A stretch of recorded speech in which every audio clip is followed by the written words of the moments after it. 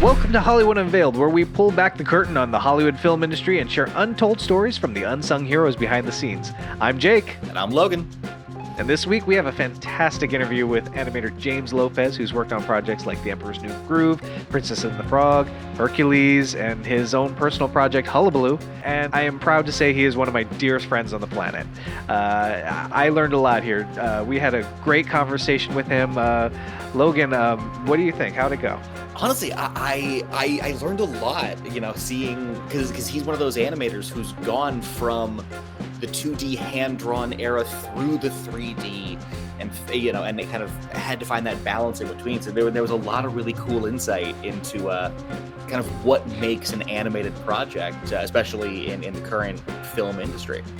Yeah, and I love that we really get into some of the things that they don't teach you in school. And like when you become an artist, there's a lot that they don't teach you, and he really sheds a lot of light on that in this interview. And I think people are going to walk away with a lot of really cool information. Oh yeah, 100%. So let's just get into it. Yeah, without much further ado, here's James Lopez. Hey James, thanks so much for joining us. How are you doing? I'm good. How are you? I'm doing all right. Our guest today is James Lopez, a veteran animator. You've worked on Disney films, Don Bluth films. You've worked on Nickelodeon. The credits are way too long, James. Let's take it back to the beginning. Where did you come from? Are you a Los Angeles native? And where did the spark for animation come from? Well, I'm a native to California, particularly Southern California, L.A., Los Angeles, and lived here pretty much my whole life. I've always been drawing since I was little. I guess that's probably where it began. I think it really goes all the way back. I mean, I think my mom used to save my drawings, and I think she has some dated all the way back to when maybe I was like 3 or 4 at least, so that's how long I've been drawing. And I always knew that I wanted to be an artist as a profession. I just wasn't really actually sure back then of what that would be. I think, when I was kind of getting into it, animation was a profession, but it wasn't very big. Like, it wasn't very popular, I think it was actually, I don't know, it kind of felt like it was not really winding down, but it was definitely in need of some kind of resurgence. And around that time, too, there wasn't that many colleges that were offering actual courses in animation except for CalArts, and I think there was a school up in Canada called Sheridan College, and I think that was probably it. I think what is it? No, I think maybe Long Beach had a small program, because I remember one of my classmates in college said that he was there for a short time. He made a little film, but it wasn't as robust as like CalArts, or Sheridan, and that was pretty much it, So I consider myself lucky to have gotten in when I did, because there was only one school to apply to, so that was weird. Like in high school, they're all saying, apply to several colleges. Yeah. Well, I could only apply to one. That was it was make it or break it. Mm-hmm. So with kind of this advent of animation, were there any particular like films or TV shows or even just industry professionals that you felt kind of were influencing your work as you were coming up? Yeah, at around that time, Disney, I think, was doing movies like The Black Cauldron, and it really, they weren't really revered as really being that good, you know what I mean? And there was a changing of the guard happening at that time, and everything seemed to be very uninspired. And around that time is when Don Bluth kind of came onto the scene. Mm-hmm. He wanted to. He felt, I think, the same way. Like, there needed to be some kind of step forward to, restoring the quality that I think he perceived that needed to happen in animation again. Mm-hmm. And so he kind of left at that time. And I was really inspired by that, because, I think here was somebody that didn't want to be complacent with the status quo, and realized that, it's hard to Fight City Hall, if you refer to that term, and just kind of went on his own. And he took a bunch of people with him, and he worked out of his garage, and kind of gave Disney a run for their money at that time. I mean, and that's what I was really inspired by. And so he created a feature film called The Secret of Nim at that time, and then also he worked on these small projects, which were actually video games. He did animation for video games called Dragon's Lair and Space Ace. Yeah. So for me, at that time, I was probably 13 when he did it. I was primed for that, thing. So I go to the arcade and it shows up one day, and I'm like, "What is this?" And I'm looking all over the cabinet to find, the little copyright symbol with Disney, and I could not find it. And I'm like, well, Disney certainly would have copyrighted this and claim ownership on it, but it's interesting. That's the thing you look for, is where's the copyright for Disney on this? Right, exactly.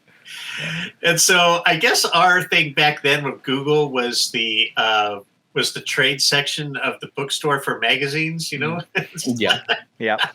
So that's where I would hang out. So I would look at the, magazine rack, and I'd look for, like trades and, electronics today or whatever the, magazine was. And I'd flip through it, and there was on the cover, like, Laserdisc games make a debut in the arcade world. I'm like, and it showed a picture of the games, the Dragon's Lair games. I'm like, oh, this is it. So I'd actually sit there and actually read. And I loved it back then because it was like, now you could Google anything, you'll get like hundreds of pictures. But back then it was like you were lucky if the magazine had one or two stills from the thing. And I'd be like, I would just buy a magazine just to get the still image so I could take it home and then copy it, and draw. Yeah. Yeah. So where did that lead you? It sounds like there was a bit of a hunt just to find out who made this thing, and that really kind of caught your interest there. Where did that, was it just was that where it took you, or was there more to it than that? Like, did you pursue a contact or anything?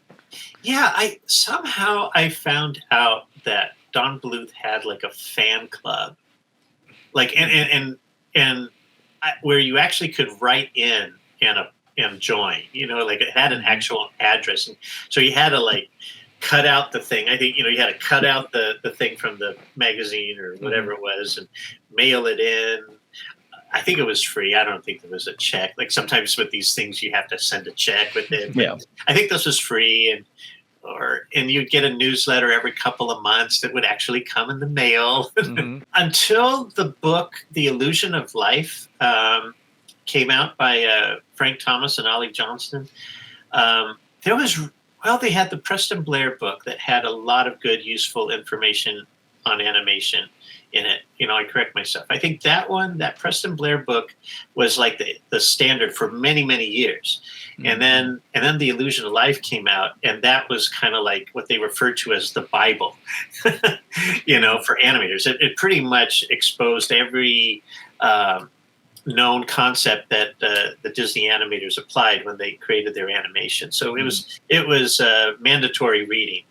Although I remember my teacher at Cal Arts the first time, he held up the book on our first day of school, and he was aware that we all called it the Bible, and he said, "This is not the Bible," because he wanted to encourage us to to push the industry, and not, this is great for all of the knowledge in it, but don't let us stay there. You know what I mean? There's more to do with animation than what is, in that book. And so that's what he was really trying to say with that. And I really admired that. That was really good. So with that interest from Dragon Slayer and the Don Bluth games, what was it like when you actually got to work on a Don Bluth production? That was surreal. It was great. I remember being picked up out of school for that job, and that was kind of a funny story because at the time they were based in Ireland. They had picked up production and moved to Ireland because of the tax breaks and all that stuff like that. By that time they were working on the movie All Dogs Go to Heaven. So they had already done like An American Tail and Land Before Time, like some of their two biggest hits. But they had a small crew still down here in LA that was actually it was actually a motel that was converted into a studio. That was on Olive Boulevard at Olive Avenue in Burbank, right next to a karaoke bar called Dimples, which is no longer there. But the motel still there? No, it's now expensive condos for That sounds about right. Because of course it is. Of course, right? But it was a motel that was converted into a studio where you kind of pull up and you're like, wow, you think like it's so rinky dink, but I was just happy to work. I was just excited to work.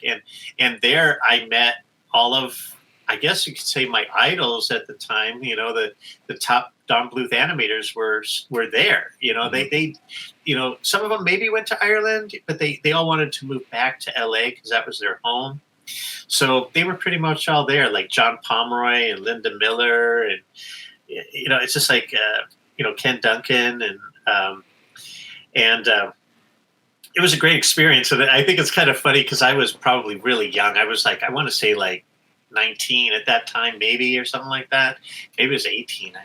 Yeah, maybe. But I remember working there, and at around 10:30, no, what was it? No, I'll get to the chase.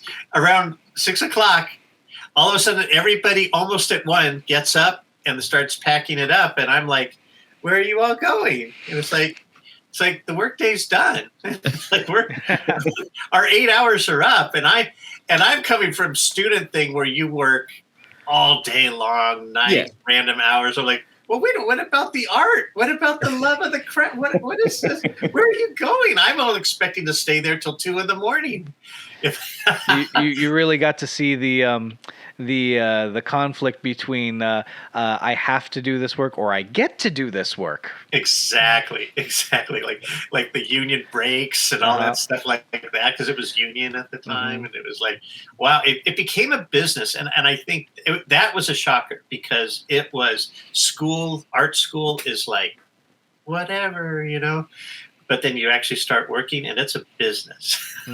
It's very, there are rules, it's strict, it's very professional. And it's like, wow, I don't know if I could deal with this. I guess that's what we're doing. It's like, you just don't have lunch whenever you want. You have it from 12 to 1 and stuff. I'm like, oh, shoot.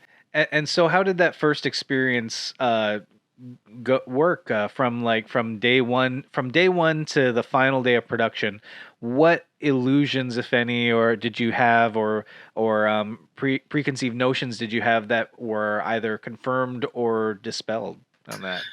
Well, I think at that time it was interesting, because I'll say this. I worked under somebody who I think I learned politics pretty quickly too.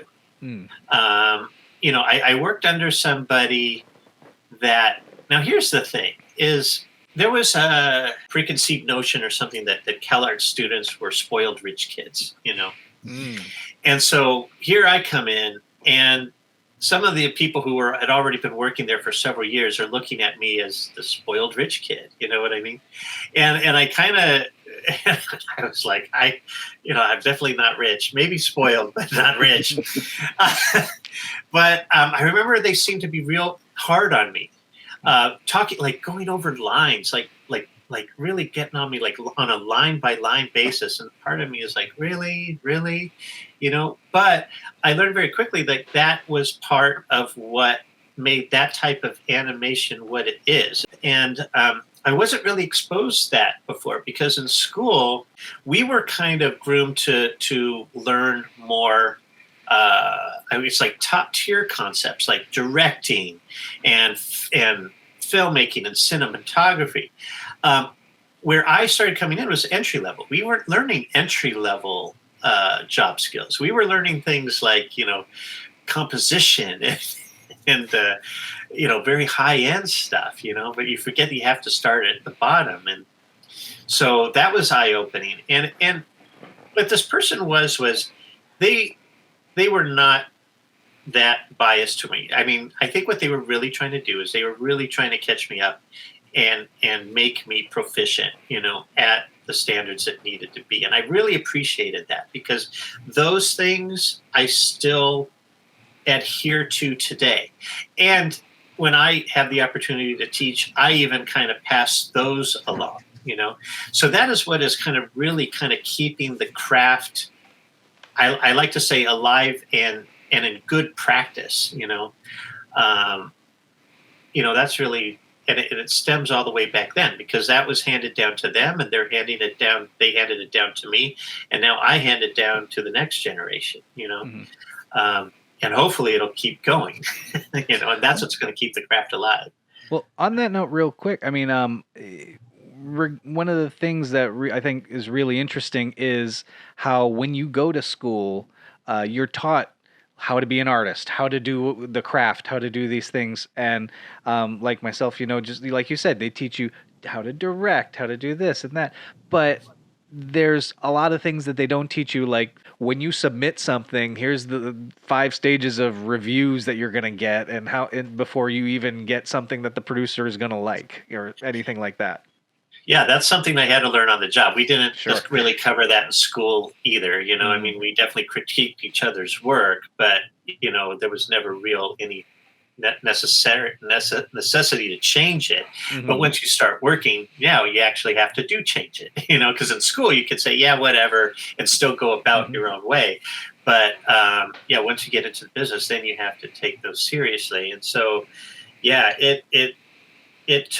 it took a while to learn, like, how to manage your own expectations, and that's why, I kind of say, like, a lot of times it's you're developing your skills and your style for the event that there's going to be a lot of changes. So, like, for example, one thing I try to stress with students and whatever is to learn how to create your own shorthand that can convey a lot, but one that doesn't require a terrible amount of investment of your time, so that you're not dealing with the grief, or essentially the loss, when your idea or concept isn't approved. You see, because the biggest thing I think as a young artist is,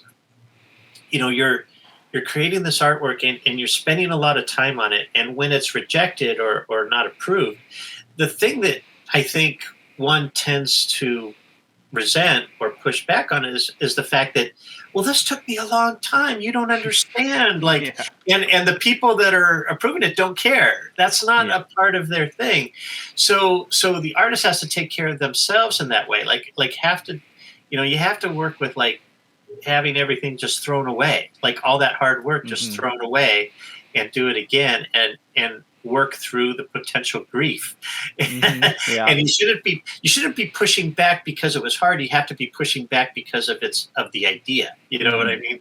So, if it's not a good idea, then it's just not a good idea, I guess. But you can't fight for it just because it took you a few hours, because people watching these cartoons, they don't know how long it takes.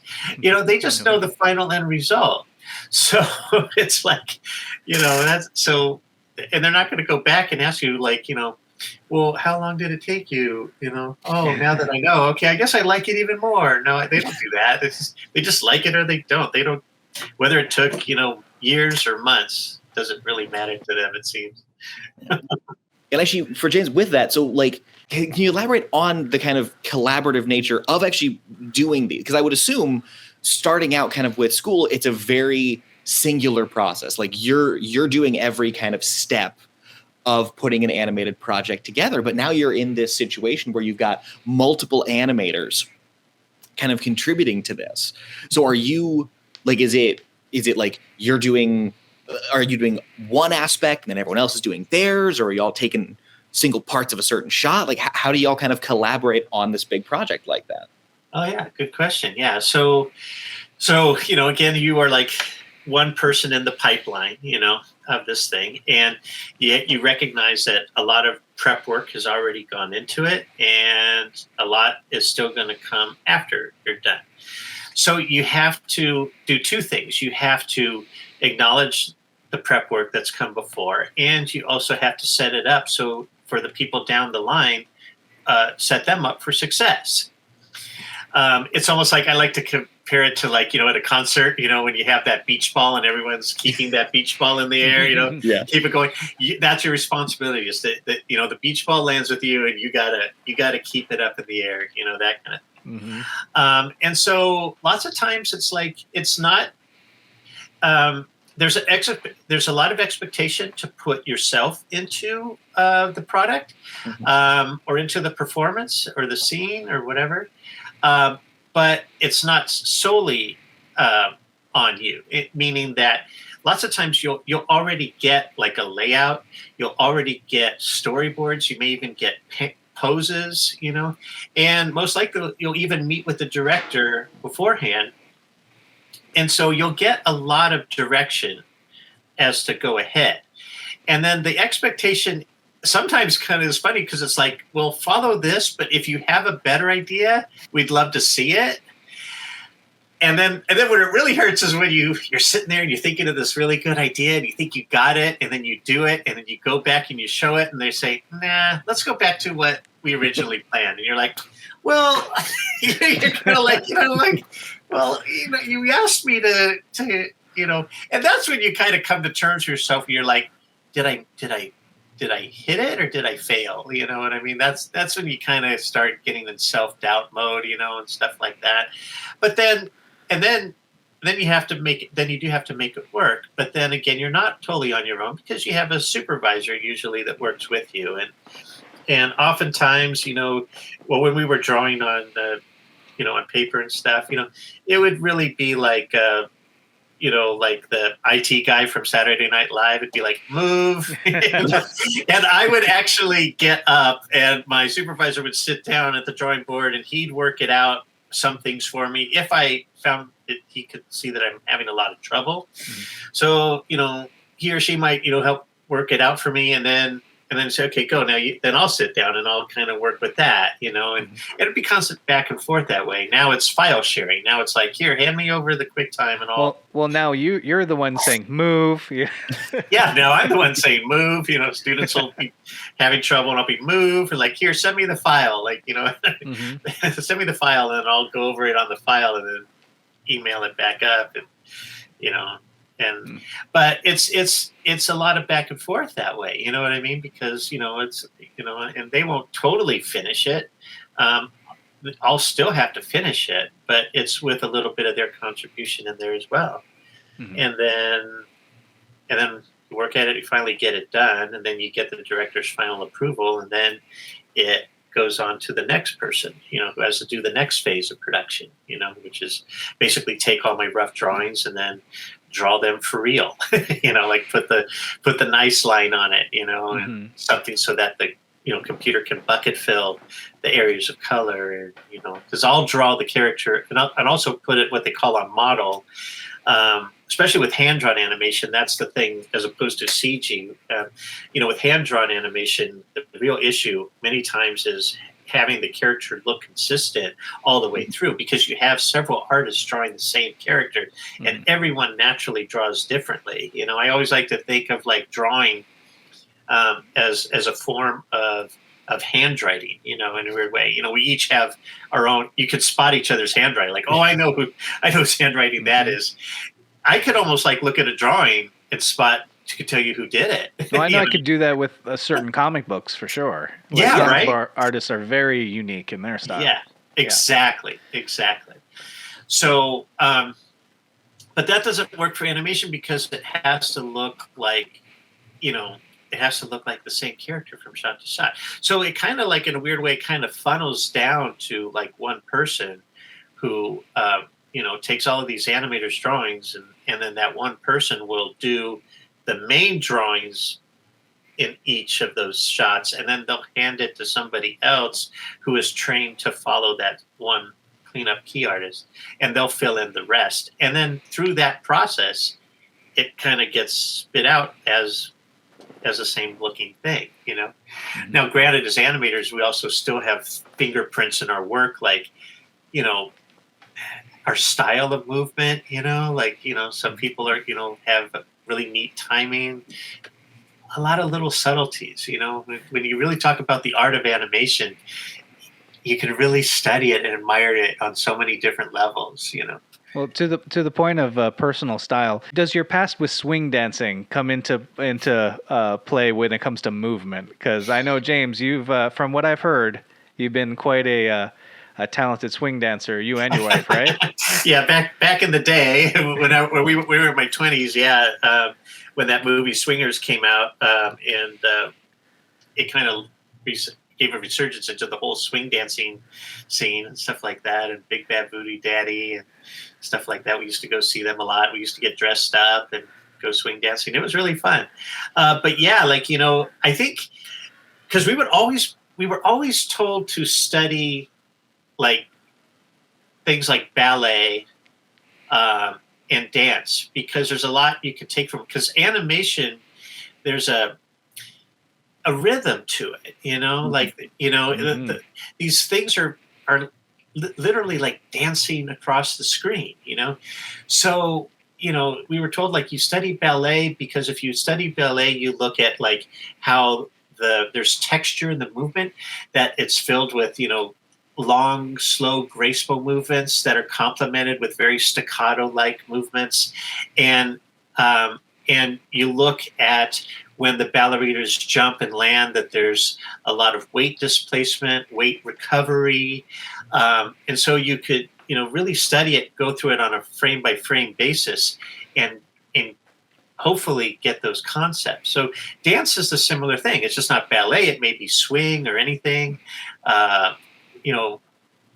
It still is the general concept. You're looking for weight displacement, recovery, posing, arcs, all sorts of things, and you try and put that into your animation, and it gives it a rhythm. It gives it, yeah. And is there a character anywhere in your entire history of art that kind of says this is James Lopez in any of the films and everything you've worked on? Let me think. There's probably a few. I think, let me think. Well, the first one that comes to the top of my head is little tiny character in Princess and the Frog.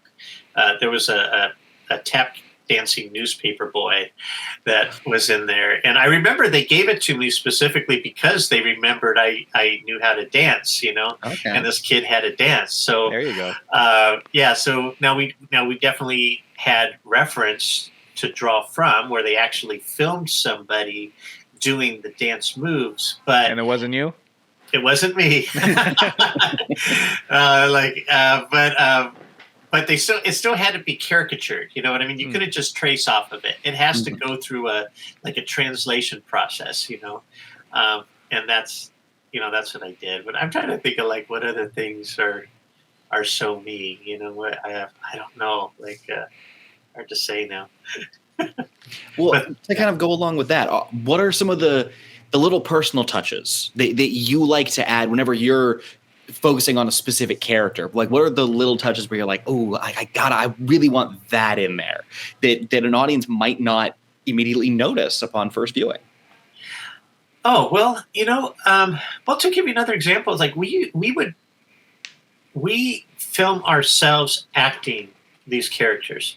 We do that all the time. That's probably one thing a lot of people don't really know, even in CG. So this is just 2D and CG.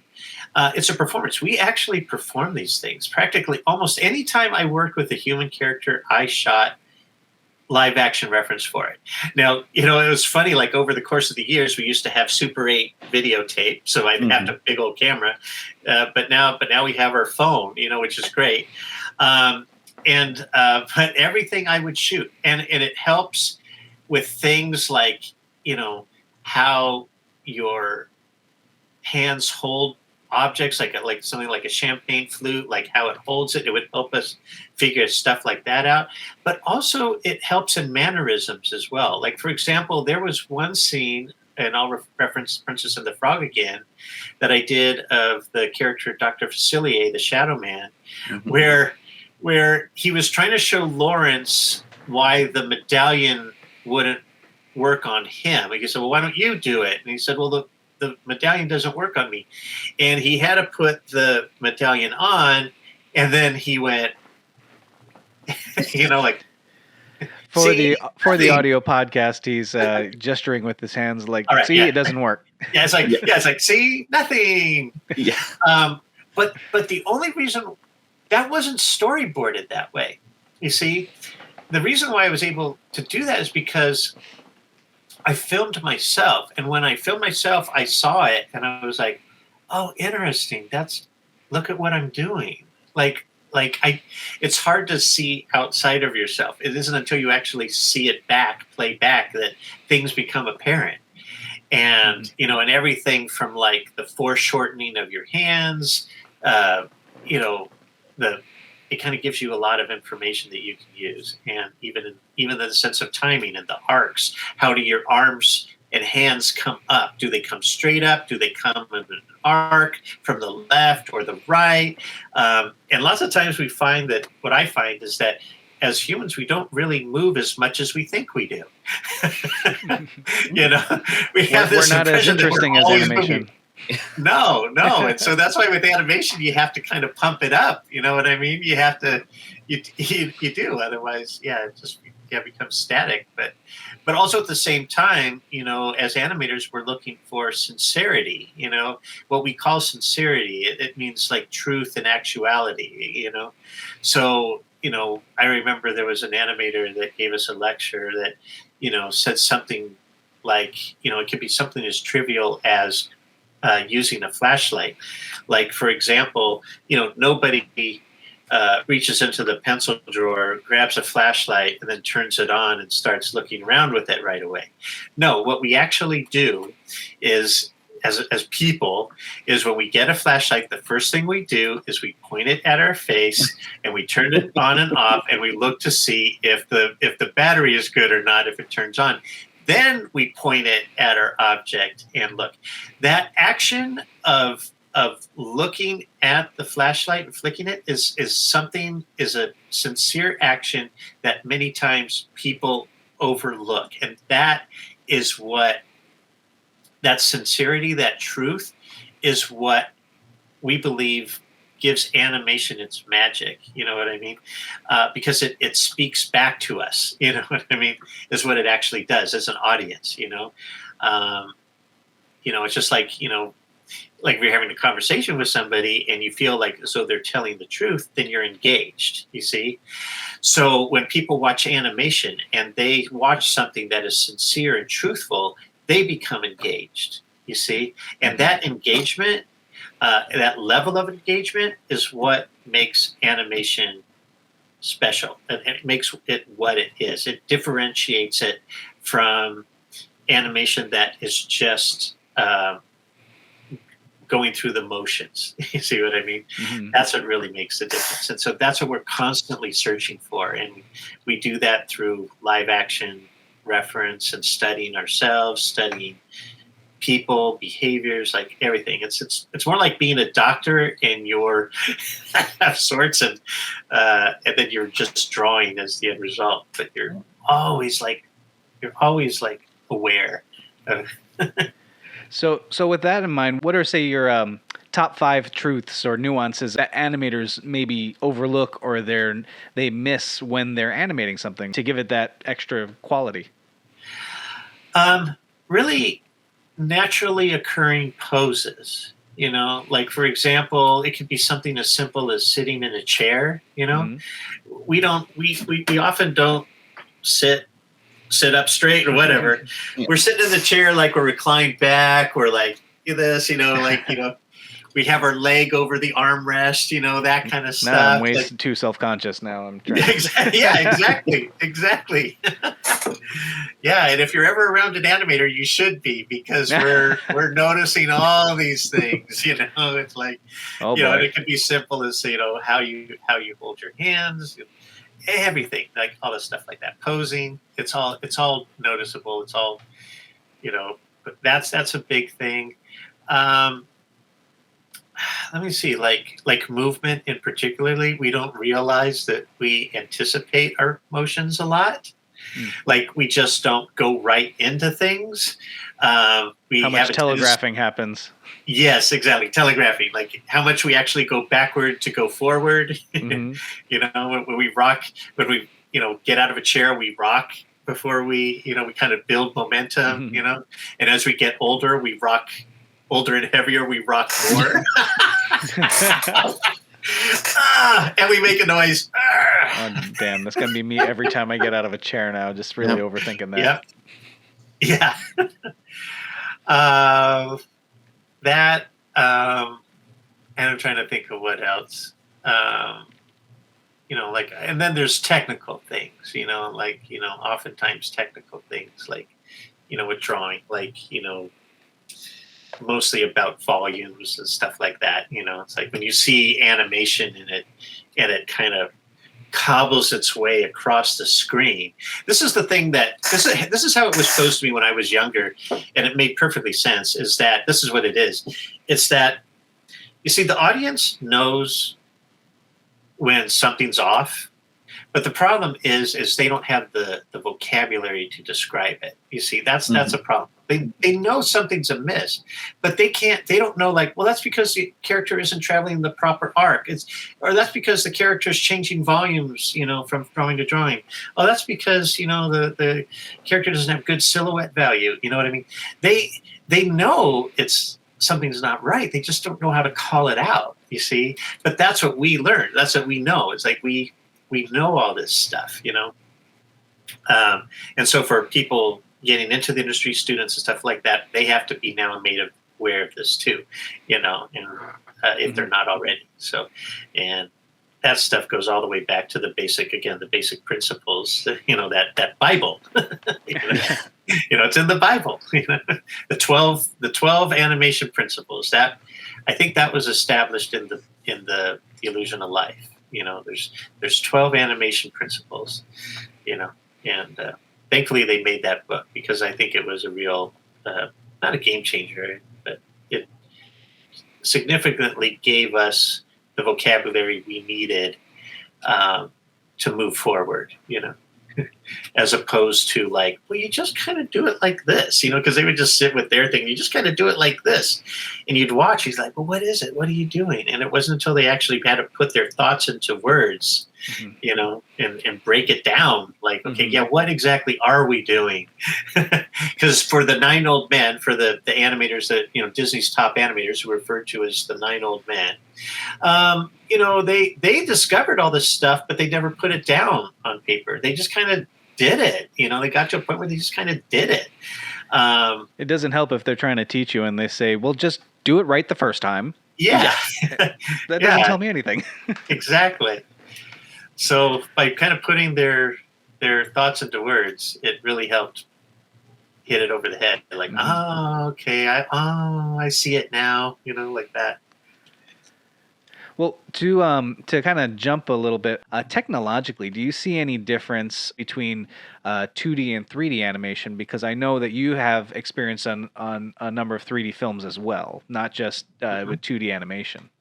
Now, there's almost very little difference. I mean, but when CG animation was in its infancy, I remember the biggest deal was the ability to get strong poses to start off with, and then how to create interesting in-between poses that existed between those main poses that would really give the action its character, because when we initially would draw and craft a pose, there's a lot of design application that was applied. Things like, complementing straight lines with curved lines, and looking out for tangents, when 3 lines would converge to a single point that would make a drawing look like it went flat, as opposed to varying them out so they kind of overlap, things that make it feel more cylindrical, that kind of stuff. And a lot of that was taken out of the equation when CG kind of came about. And so, but at the same time, there was a difficulty in realizing, well, a lot of the stuff is done for you, but at the same time, realizing that because it's now done for you, what are you actually bringing to the process? And that's when it became less about actual technical and drawing and more about internal acting and ideas, that kind of a thing. And you often would like to push things, but in its infancy, that really wasn't all that possible back then because it wasn't figured out yet on how to create, I forget the names, the control vertices, I think is what they called them, that allowed you to push and pull points to stretch it beyond what the I guess they call them the blend shapes, the shapes that the modeler and rigger already had established, and lots of times those things, those defaults were designed by people who, to be fair, like didn't know how to draw and they didn't know design. So when you go in there and starting to manipulate the controls, it was really a thing of like, well, you had to come to terms with it as an animator. You had to say, well, this is not what I would do, but this is what I have to do. You kind of had to settle a lot, and that was probably the hardest part of making any kind of transition from like 2D to CG, is having to compromise, because before you were only limited by your own imagination, but now all of a sudden you're limited by somebody else's imagination. You see, that was the hardest thing to, reconcile. And that was all in favor so that you could have textures. You know what I mean? So the big thing was, it's like, gosh, are we switching out, performance for the sake of textures? That was kind of a thing, But now, as animation has progressed since then, now everyone gets it. Like, you look at particularly like, to do a weird in between, like those we call them smear drawings. It's like if you look at like an old Bugs Bunny cartoon, and you see how like the face gets really long or the hand gets really long. We would put that in. It's called a smear drawing, and that's to mimic or simulate motion blur. They were doing it all the way back, like in the 40s, 50s, that kind of thing. They were simulating motion blur all the way back then.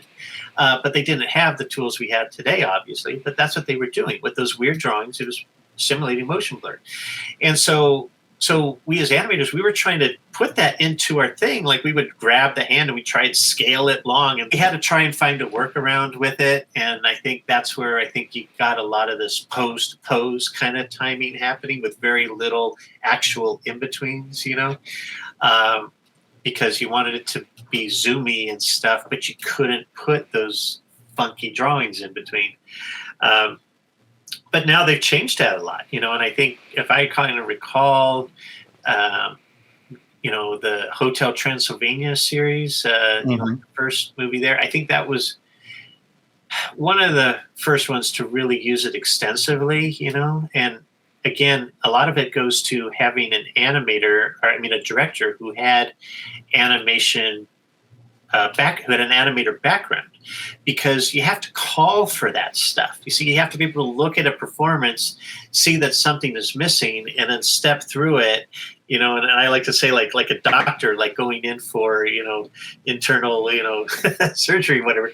When you start stepping through the scene, you say, "Aha, that's what it needs. We need a smear drawing, or we need a something there," and you call for that, and then an animator can kind of apply it if they don't already know. But yeah, so that's what kind of happened progressively. Is we started doing that when it first started out. We were really pushing for it, and it took a while for it to be accepted. I said, well, look, these animators want to put this stuff into their animation. We, as modelers, riggers, that kind of stuff, we need to find a way to do that.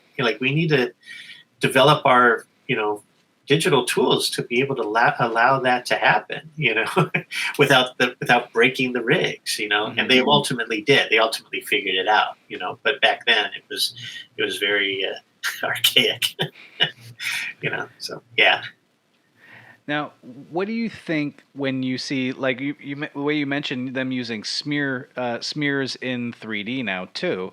I've been seeing a lot of these interesting techniques being used in, say, films like Into the Spider-Verse and Across the Spider-Verse. There really seem to be kind of breaking new ground there, but also by I suppose breaking some of the old rules of animation. What do you see when you see something like that out now? Well, I think it's a really good thing. I think it's because when you see like the animation from that thing, you, that's to my understanding, because I wasn't on the crew, but I to my understanding is that there was a necessity to push things.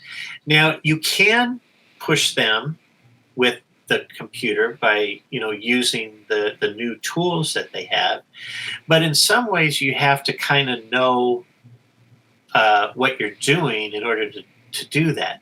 And so the nice thing that we have is, we have like draw over capability, where you can actually, put up your animation, then, actually draw with a pen and stuff like that.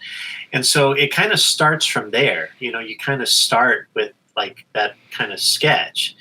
And then now the other thing that I realized is say, well, instead of actually now pushing and pulling the geometry, I think is what they refer to it, the actual model. Let's just draw it. Let's just paint it for those few frames. You see what I mean? It would be a lot just easier, because all that pushing and pulling of the geometry takes time. And it's like, well, can we just get away with just drawing that foot for that frame or something like that? And like, yeah, let's just do that. If it's faster, let's just do that. And I think that's my understanding. That's how it kind of is. You know what I mean? And it really kind of helps enhance the work, because you kind of get almost like the best of what both proverbial worlds have to offer. You know what I mean? You have CG, which is really great for certain aspects. It's great for applying visual effects on and stuff like that, textures and lighting and stuff. But then you have 2D drawing, which really allows for a different kind of expression, that the computer can't really simulate or whatever, you see, because it wants to go by the rules. Whereas drawing and stuff has is about breaking the rules, and then you kind of put the two together and you get what you get, so. I do think that's a fascinating kind of thing nowadays, where it's like seemingly with a lot of the old school animation, like your Don Bluth and stuff, it was very much, all right, we wanted this to still be animated, but kind of feel real. And there's a lot of these newer animated movies where it's like, we want this to, feel real, but also distinctly still feel like animation. Yeah, kind of push that a little farther to go a little bit more animated and a little more over the top to fit that kind of style. Yeah, it's like caricaturing. You're kind of creating and when I say caricature, it's an exaggerated point of view is what it is. It's exaggeration is what it is. So, if a leg is kind of straight, well, when you caricature it, you make it straight. You know what I mean? Just to caricature it. And so what's nice about that, what I like about that is particularly referring to the Spider-Verse and stuff like that, is that it keeps a lot of what is known about animation that still has validity alive. You know what I mean? It's like it hasn't been lost. Like the principles are still tried and true. They still work in CG just like they work in 2D. You see what I mean?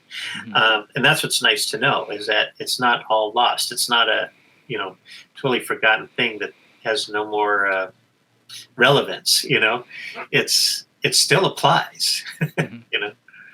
And to bring it to something that you've worked on, I mean, I know it was fairly experimental at the time, so you probably it had its pros and cons, but what was the experience like working on something like Paperman? Because I know you worked on that and it incorporated 3D as well as 2D, right? Yes, yeah, exactly. I think, Paperman was essentially describing it was almost like tracing over CG, which always seemed kind of redundant. I mean, at the time, I know we were thinking like, well, why are we doing that? Why don't we just draw it? Like the first time, like, why does it have to do that? Well, there was something about, like, I think the CG that helped drive the line work across the screen or something. Somehow there was some kind of connection that it made with the CG, and it had to be done first. But the nice thing about that is, you can kind of see, like, if you're able to see the CG version of the film versus the drawn version of the film, it's different, But again, this is where you have, like, for CG, you have the performance that has already been figured out. Now, for someone who draws, they're just putting an aesthetic onto that performance, you see? So you're kind of getting the benefit of two different artists. Now for this CG person, they may not know how to draw, okay? So that's where this other artist comes in, because they do. And vice versa. Maybe this person who is able to put down a really nice line may not have the acting sensibilities, that the animator who was working in CG had, like all these little things, like, like all these little nuances with the acting, the eye darts and all that stuff like that, that's performance, you see? So they complement each other in many ways, and that's, I think, it kind of has to be, it involves having many artists in the process so that each one can just focus on their area of expertise, or just focus on one thing, and so that they're not distracted, they can just focus on acting and not have to worrying about line density and weight. Somebody else can focus on that full time, and that's all they have to focus on, you see. And it's a lot easier on the soul, I guess, to just be able to focus as opposed to, like, have to do everything, With Paperman, I remember there was a lot of hype about, new technology, like, they're doing something brand new. So, and then I think you started to see a lot of people trying that aesthetic out right after that happens. I see that a lot with certain technologies and styles. Like, look, Into the Spider-Verse, you're going to get a lot of movies that are, hey, we're going to do more of that, right? And I feel like there's a focus on trying to keep up with the technology or a certain style. But I feel like that also has a lot to do with what is the story you're telling too. When you're making any of these things, are they chasing the wrong things when they're trying to chase or copy a style or technique or technology, even when the focus should be on, okay, what story are you telling? Find an aesthetic that works with that. Yeah. I mean, they're two separate things, but yeah, I know it's so easy to and something we do in the industry too is we call it, like any industry, right, is pushing the envelope. You know what I mean? You kind of say, like, well, okay, so-and-so did that, so we're done. You know what I mean? You almost don't kind of go like, well, we're going to do that too. You're almost kind of like saying, oh, damn it, they already did that. Now we have to find something else to do. Like, we have to, you know what I mean? Because all you're going to end up doing is being a caricature of that thing. You see what I mean? So if you could take a film like, say like Klaus or whatever, I said, okay, we're going to make a film like Klaus. Well, if you do that, what you're ultimately going to end up with is a caricature of Klaus. You see what I mean? So, and we always keep saying, like, a caricature of a caricature of a caricature. It's like when you make a copy from a copy of a copy. You can kind of tell this is a third generation copy. Like when we used to have video, right? It used to get, the resolution used to get degraded with every copy. That kind of thing. It's like, yeah.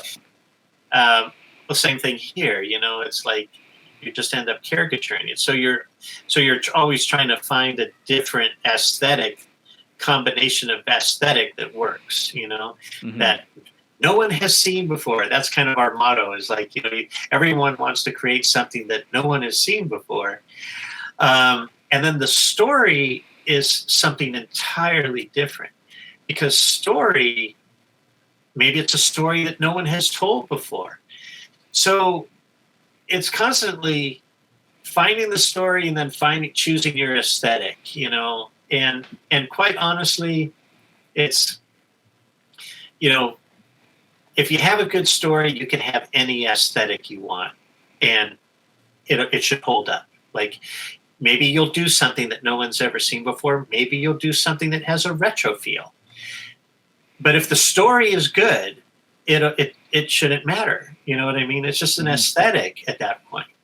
But it doesn't work in reverse, where you could just take an aesthetic and put any story on it, just bad. Then it just becomes an aesthetic. Then you're just watching it for the sake of art, but it doesn't touch you. It doesn't, you don't relate to it. You just strictly admire it on an aesthetic level. Like, oh, that looks really neat, but there's nothing to take away from it. There's nothing to get behind. And there's a little thing, I mean, this is just me being curious, with characters like Pacha or Dr. Facilier, when you're coming up with those, how much do you know about like the potential vocal performances they're going to be getting? Like for Pacha, did y'all know, okay, we're going for John Goodman, so you were trying to emulate that a little bit, or was it just, here's what we want the character to be, and it was kind of just a happy accident to find that voice that kind of fit it? Yeah, that's so the characters are done often before the voice cast is really even figured out. And sometimes depending if the director has a specific actor that they want, then they might do it. And I know sometimes, if I recall correctly, did they do that for Hercules, where I think Jack Nicholson was originally expected to be Hades? I think they wanted to do it. And I think what they did, if I remember correctly, they might have even made a test to show him, to kind of, make it look like him and use the voice from one of the existing movies to say, hey, look, Jack, this could be you. What do you say? Huh? And I don't know if it landed. And then they ended up with somebody else. I think they ended up with James Woods, right? And then obviously the design of that character started adopting many of James Woods' facial characteristics, the lidded eyes and the lips and stuff like that. And so that it kind of morphed into something like that. So sometimes as a design, you can be inspired by the actor, but at the same time, you don't really want to make it look like an actor in a suit. You know, you still want it to be its own thing. But the acting is, the voices are always recorded first before we do the animation performances. That's a must, So they record the voices before the animation is actually done. And that's what inspires us. So it's like listening to like a radio play, you know what I mean? I know that's an old reference, but it's like, when they used to, before television, right? They used to listen to these serials on radio, and kids would just have to just imagine in their mind, what was going on. And I think, honestly, going back to, the first things that influenced me as an artist is, I grew up listening to records, I remember listening to story records. And so that really conditioned me to kind of sit there and dream, it conditioned me to hear vocal stimuli and trigger an imagination. You see that kind of thing. Like kids nowadays, they all, have their phone, they're watching and, all the time. They're not listening. I guess it would be the comparison of like audiobooks today, right? Yeah. So that would probably be the comparison. Like, for those that listen to audiobooks and just imagine, that's what I think conditioned me as a child, So, and for the longest time, we would get a cassette tape, like the old little cassette tapes, and we'd have the voice of the thing, and I'd have a little tape recorder. I'd listen to it over and over and over again, and then that's what would inspire me to act. And so I'd play it while I'd film myself, and have to go back and play it again, and that's what would inspire me. I'd see it in my head. It's just weird that way. Yeah. Well, in the line of thinking of what you see in your head and what you bring to the table on, if you're imagining it, then you're going to put it down, right? What's an example of something that you've put into something that made a big impact on a project? Is everybody, like Logan was saying, everything's very collaborative, right? But was there a situation where you added something that greatly affected the final product? Yeah, let me think. I think there were many times where, and this is weird because for me personally, my personal thing, what I was really good at was kind of copying or mimicking styles and stuff. And so for me, my personal journey, what I found a lot was like, I would be the person that they would settle for. So for example, like they couldn't get the artist that they wanted. So so they needed to find somebody that could do a good mimic of that, I need someone that can do a good Don Bluth animation, but I can't afford Don Bluth.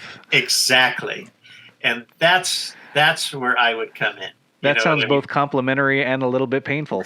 It is. It really is. No, honestly, it really is, because you kind of go to that dark place where you're kind of like, well, does anybody want to see me? You know what I mean? Does anybody see what I want to do? Is my stuff good enough? It's like, yeah, copying is one thing, but, it's like, but then again, you kind of think like, well, we all have our mission in life, and maybe this is just mine. You come to that resignation, you know what I mean? You say, I'll take it, because at least it's useful somewhere, So, yeah, so I think I would be the person that they would call in, to say like, well, it always would feel like, okay, and I don't know this. It would be like, well, that's impossible. Like somebody would say like, that's impossible. We'll call Jamie. You know what I mean? Because it would be like a thing where it's like, how are we going to do this? We'll call Jamie. He'll be able to figure it out. So that's where I would come in. That's where I would be the pride. So for example, to give you an example, like Disney at one time had a very small little project working with Google where they wanted to do Ludwig von Drake. I don't know if you remember that character. He was the one that looked like Donald Duck, but he was the scientist, Yeah. I remember him. Yeah. Okay, yeah. Okay. Right. They wanted to do a little spot with him, but the animator who had designed him, who was well known for him, was like long gone. I think technically they say he's no longer available. I think is what the industry says. Then, like live action people, they say they're no longer available. They never say anyone's dead or not. They say they're not available. So I had to learn. I had to learn how to draw that character. So that is where I think in part is my kind of expertise, is because I feel like I'm a good study. Like, I can study something, analyze it, break it down, and figure out what its components are to then break it apart and then reassemble it back together again. So that's where I think I find it. So we ended up doing that, and I think it kind of fooled a lot of people, when they see it. It's like, I could have sworn that animator did it. And I'm like, no. Was there ever a situation where somebody wanted, they hired you because they wanted you to copy another artist? We'll just put it that way. But like where you came to the table and said, hey, I know you'd like to do this and I can do that, but let's try something else. And then you offered them a new perspective on something and they went for that instead? No. Well, I know what question I'm coming at. No, and I think, well, I would have to, no, I honestly don't know, because every single job I've had was always about working with existing properties. And like, kind of like rebooting, like reboots, when people talk about reboots today, it's like, same thing. It's like, are there no new ideas, and everybody wants to reboot everything. So I was always dealing with reboots. Like, I worked on Fat Albert. They didn't come to me because they liked how I drew. I said, oh, they said they wanted the Proud Family. They wanted to look more like Proud Family. Well, they couldn't get Bruce Smith to do it, but they knew that I worked with Bruce really closely, and because I had adopted his style a bit, well, Jamie does a really good Bruce Smith. So I was like, well, then hire him. I remember I worked on the MC Scat Cat videos. I don't know if you remember with Paula Abdul. Yeah, Remember she did that video with the dancing cat, you know? Mhm. Yeah. Well, they wanted to keep making more of those videos, and they said, well, basically, can you draw that? You know, it's already been done, you know? And, Mhm.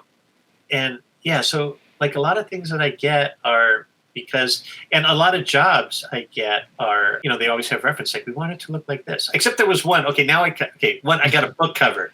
I got a book cover. Thank you. Simon and Schuster called up one day and they said, we have a book cover. And they actually referenced my artwork. And they said, we want a book cover with this. You know, however you did this, we want that. We want you. You're the only one who can do it.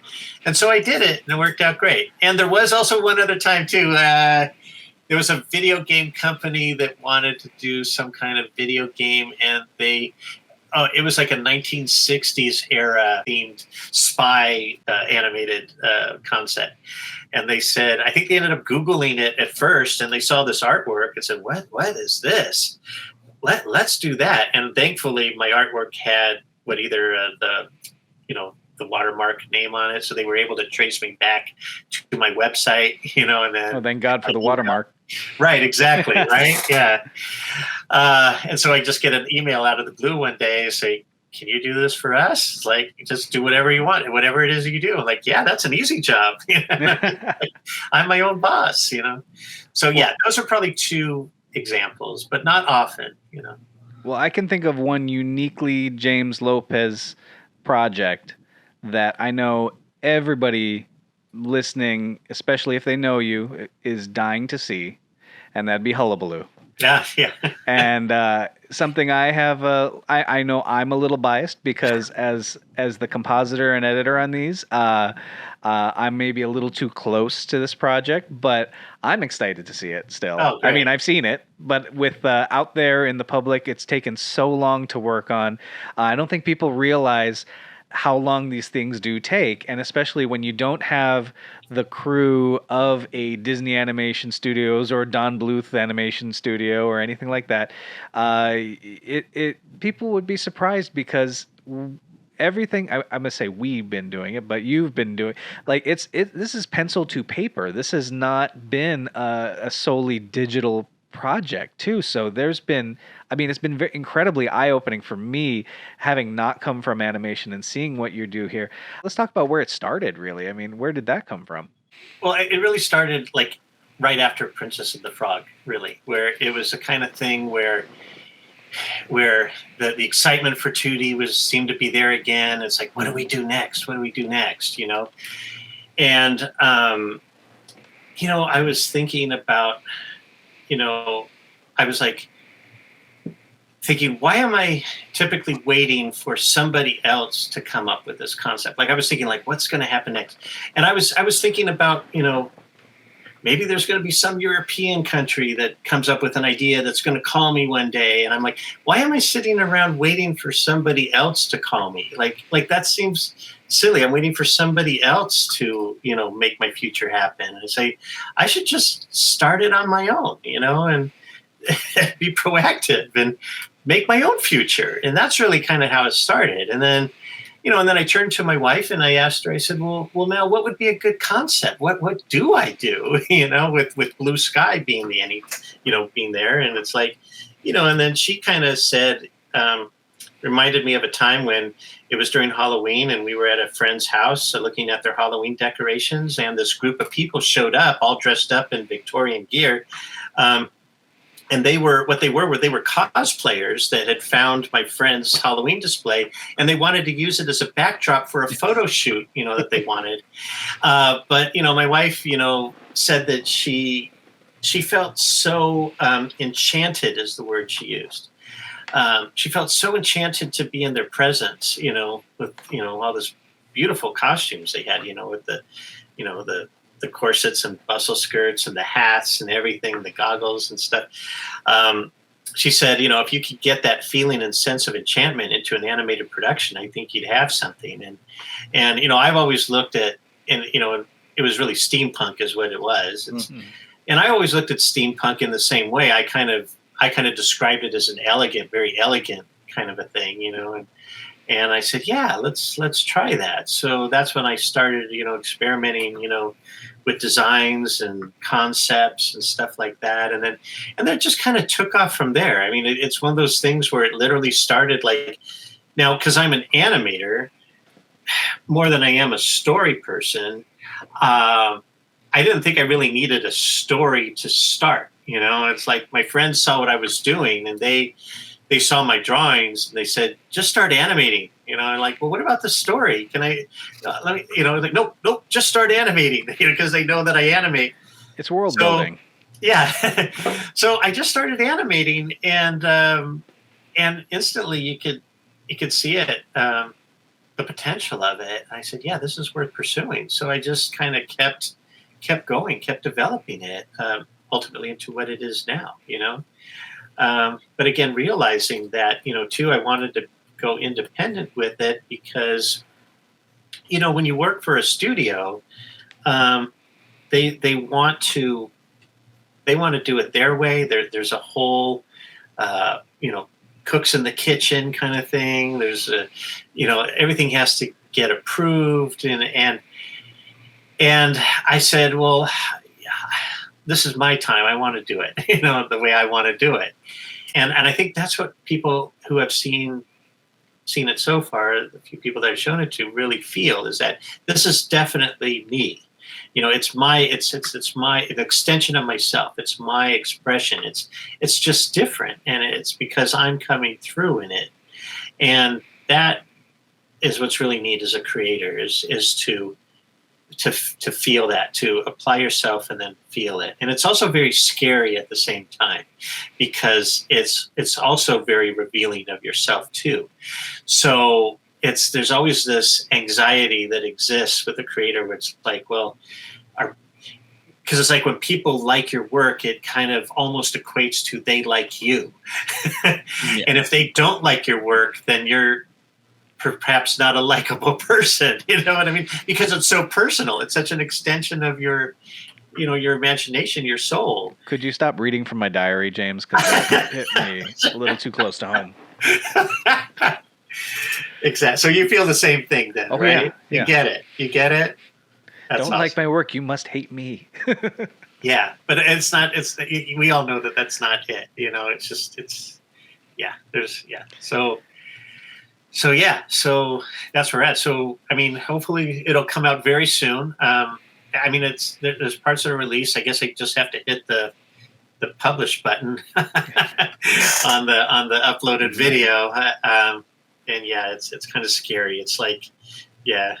Well, coming soon. Coming soon. Yeah, very soon. Yeah, it's just about there.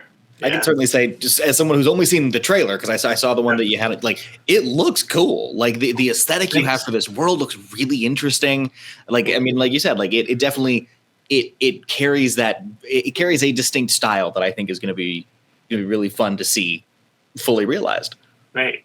Thank you. Yeah. Well, I hope people like it in the end. I hope they get something out of it, and I really hope that what it does for some people is what many of the Don Bluth films did for me. Because at that time, again, in the 80s, feeling like animation was kind of feeling kind of stagnant. Here comes this exciting new thing that was just born out of love. You know what I mean? And it really excited me as a young person to want to keep pursuing my passion, because at that time too, it was like feeling like, well, it helped ignite an entire industry with American Tail and That Before Time. It helped grow it, and ultimately created more interest in it. And so I hope the project that I do kind of do the same thing, that it inspires other people to get I want to do that too.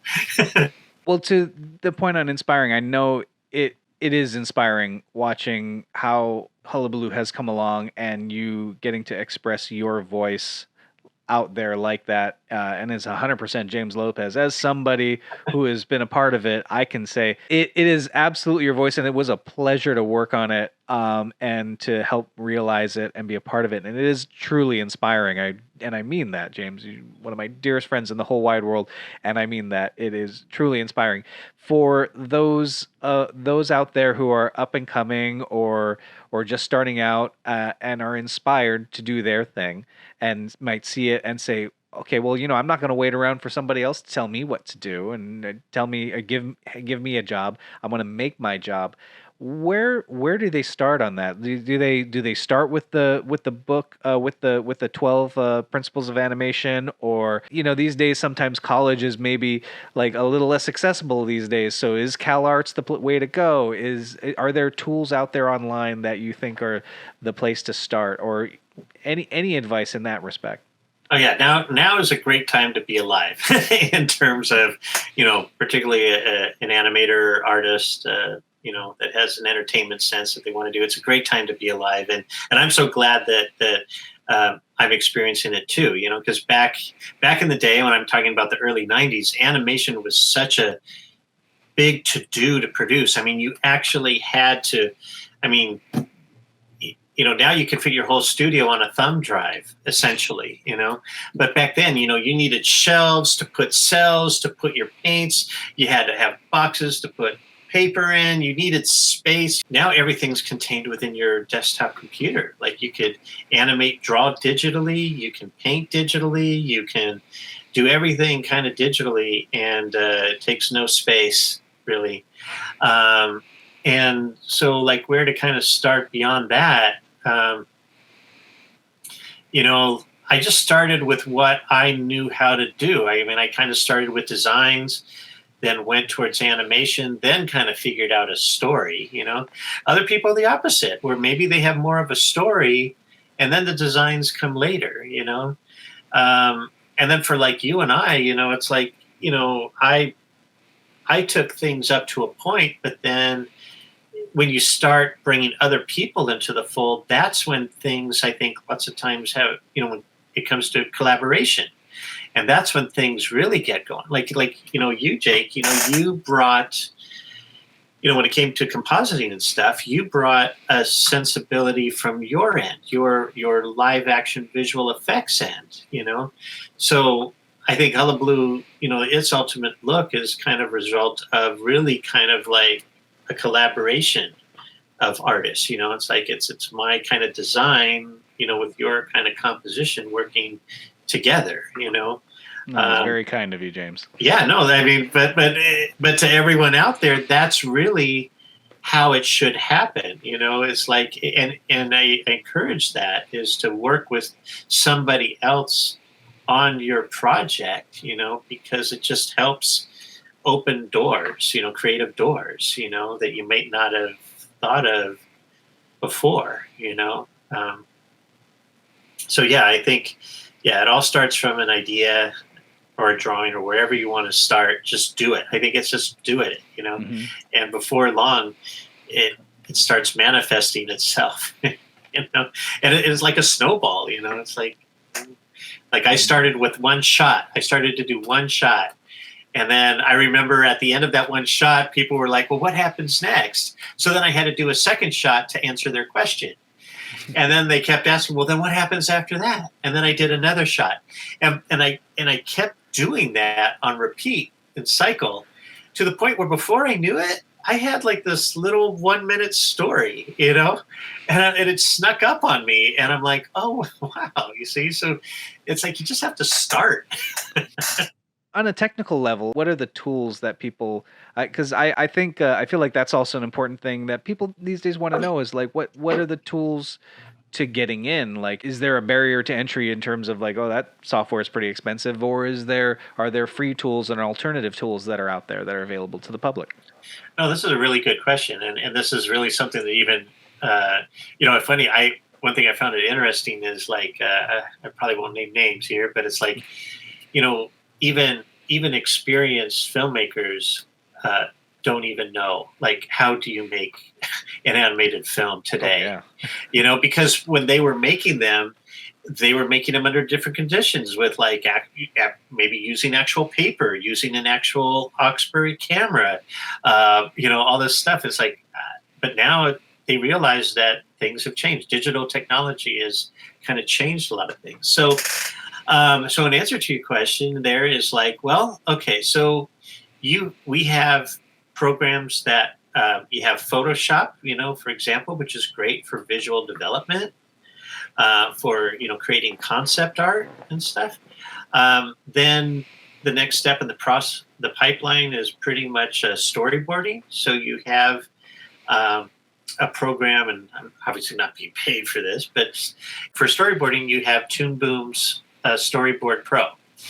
And with that, Storyboard Pro is almost like Photoshop and Premiere combined into one, because you can draw in it, but you could also edit in it. You can have tracks for audio and stuff that will allow you to build your own animatic. So if you don't know how to use Premiere, you can use that. But then, of course, we have Premiere that you could edit your film on if you wanted to. And then beyond that, then you also have animation programs that you can draw digitally. Now, in the past, we would use paper. We would have to scan it in, but we would end up scanning it into Toon Boom's Harmony. Well, now you can just draw right into Toon Boom Harmony if you want, So you can either draw it and scan it in, or just draw it directly into the program. There's other really good programs like, TV Paint, which a lot of people like to use. And even back then when these programs were coming out, the big thing was the drawing tools, because when these animation programs first started, it was like it was like drawing with a Sharpie. They didn't really they were drawing with vectors. And then they allowed grayscale, which allowed your line to take on more of, graphite appearance, So the drawing tools have improved immensely since they first really came out like 10, 15 years ago. So you have options there, Toon Boom Harmony or TV Paint that both have very good drawing tools.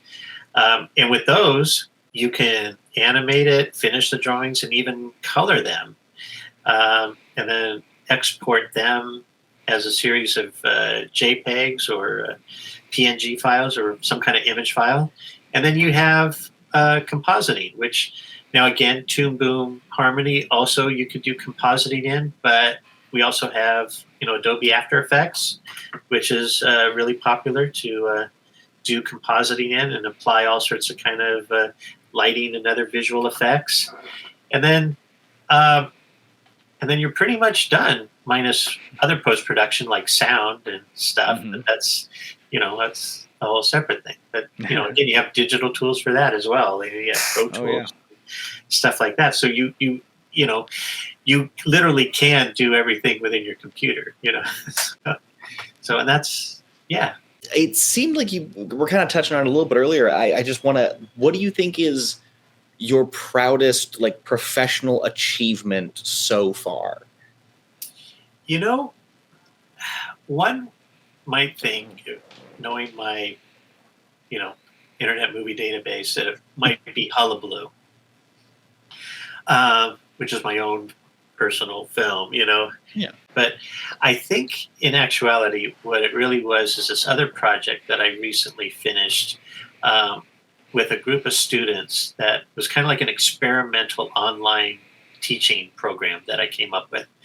And it's one where I took a group of people who had never worked in the animation industry before, and I showed them how to make an animated short. And we made one together, and I think it came out beautifully, And it was mostly all of their work, and it was the kind of thing where, to be able to take people who did not know how to make a film and create a film out of it, and in the end result, have them excited and inspired to want to keep doing it, even so much as to recognize, wow, we got a great group together. Let's form a studio. I'm like, whoa, wait. That's a whole separate thing. That, I think, that for me is my proudest moment. You know what I mean? Because because it takes it out of me a bit. It's like, yeah, I know I can do what I can do, but what good is that if I'm not around? You know what I mean?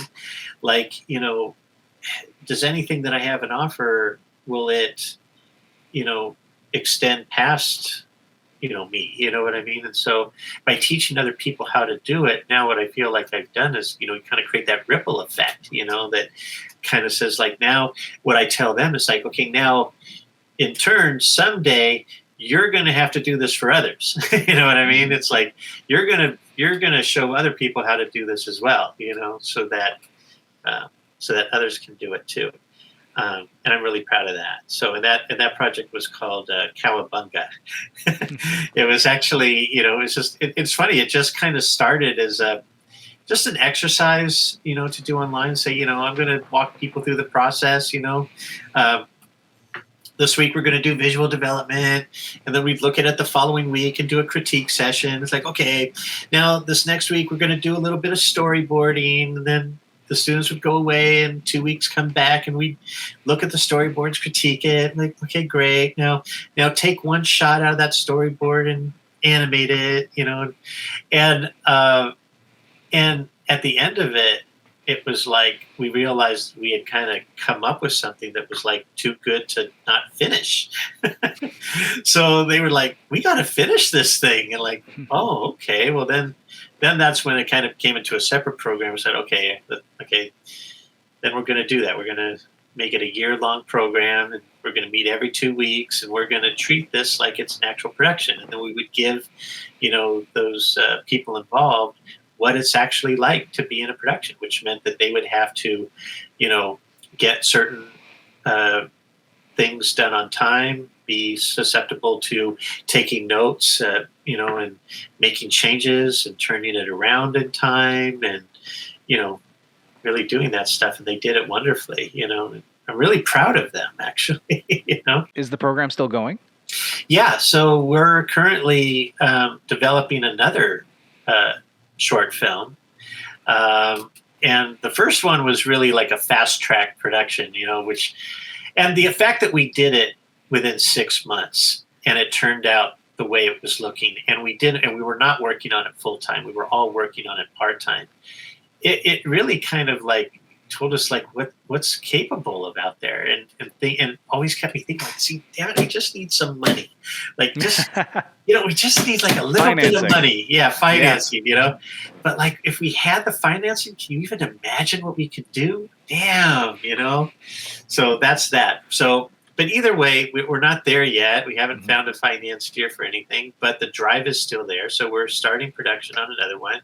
And I think we have a really good concept, which I won't reveal at this time, but I think it's a fun one. And I think we'll end up with something just as marvelous, and this time we also want to bring in additional people too, to kind of, who weren't around to do round one.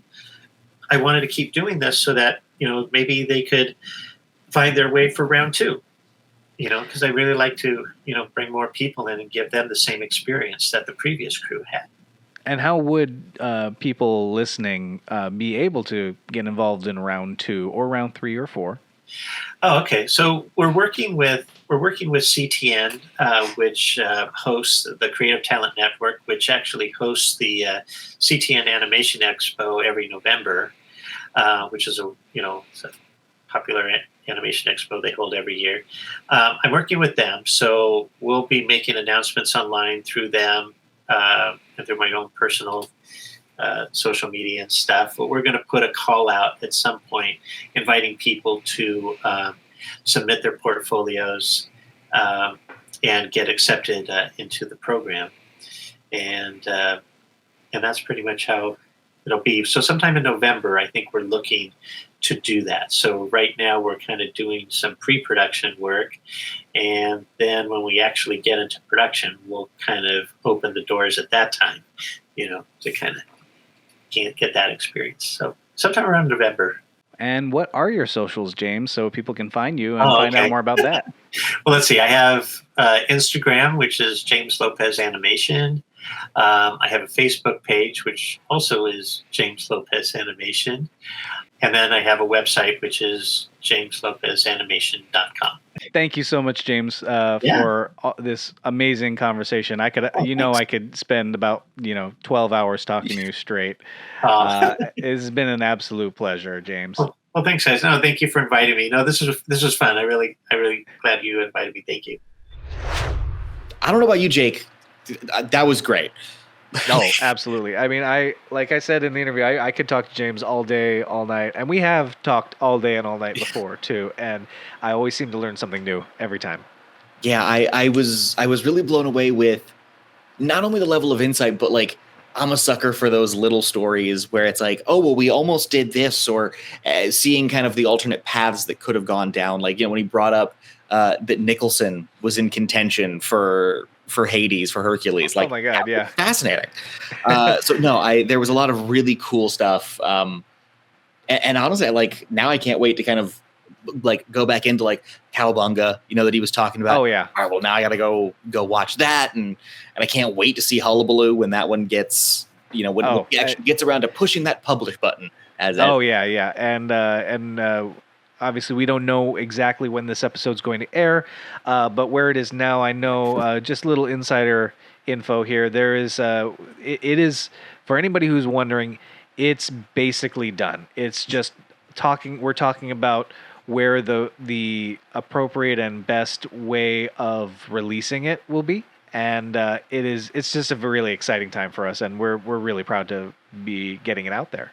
Yeah, no, I think we have certainly done our due diligence with, as we say, kind of pulling back the curtain. Because, there's a lot of aspects of animation that people don't really kind of realize, like I think you said at one point during it, they don't realize where it's it's a team of people working in conjunction to kind of bring this one unified vision to life. And that's an aspect where most people are like, yeah, but you can just do it in the computer. So it shouldn't take that long. Oh yeah. It is a big process to kind of, bring something to life. Oh yeah, it is a long process. And when I got started on Hullabaloo with him, I, like he said, I come from a live action visual effects background, and coming into it, I'd always loved animation, and I wanted to find a way to be involved in it. And he said, well, you can compositing, and I thought, okay, cool, yeah, let's do that. And the entire process working on Hullabaloo, aside from, doing what I do, I brought my expertise in what I do to the project, but I learned so much about the process of getting files and how something goes from paper to scan to ink to color to and really getting all those layers together, and what kind of layers are involved when putting something when you put together an image like that. And it's an incredible process, and I'm looking forward to doing more with him. Yeah, especially coming out of that interview, I can't wait to see what's next on the docket for him. I can't wait to see kind of what the next thing from James is going to be. All right, so Logan, before we get out of here, let's let everybody know our socials. Where can they find you? Well, you can find me on Instagram at FilmGuy1989, on Twitter, because I refuse to call it the new name, at FilmGuy89. That's where I'm at. What about you? Oh, well, you can find me and my company at VFX2Go on Instagram and VFX2Go.com. Or at Jake Akuna if you just want to see what I'm up to. All right, and with that, I'm Jake. And I'm Logan. And we'll see you next time on Hollywood Unveiled.